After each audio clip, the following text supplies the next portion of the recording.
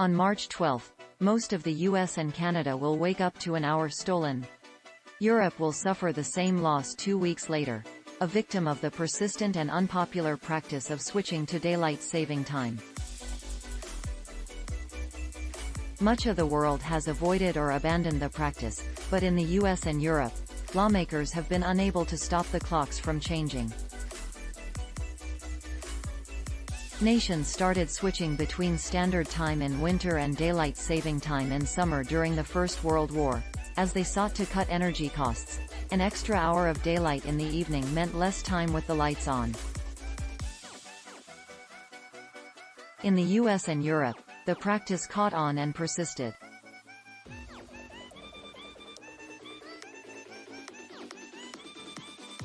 But it's facing more and more pushback.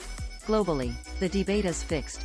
There are more countries not changing the clocks, says Ariadna Güell Sans, co-coordinator of the Barcelona Time Use Initiative for a Healthy Society, an organization focused on time-related policy. Research has shown how moving the clocks forward and back, even by just 1 hour, negatively affects the economy, road safety, and health. Still, the US, Europe, and a few other nations are finding it hard to break the habit.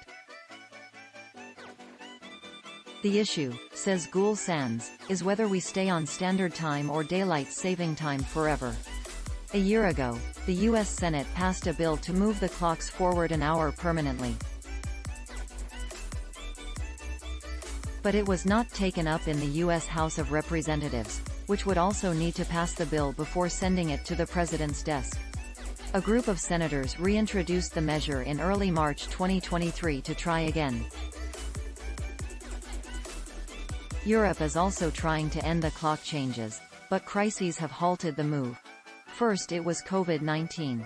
Then, for the past year, Russia's invasion of Ukraine has commanded the bloc's attention. The European Parliament voted in 2019 to stop changing clocks, but it didn't get the approval it needed from the European Union's other legislative body, the European Council. The Council then shoved the issue to the EU's executive, the European Commission, for an impact assessment. Progress has been slow, and that's bad for a number of reasons. More light at night leads to fewer collisions on roads during the evening rush hour.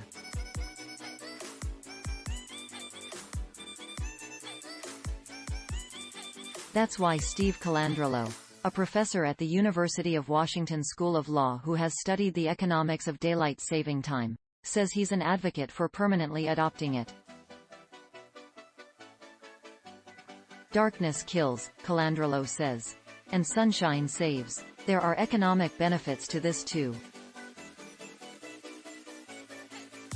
A study published last November argued that an extra hour of daylight in the evening could reduce collisions enough to save around $1.2 billion annually in the US alone.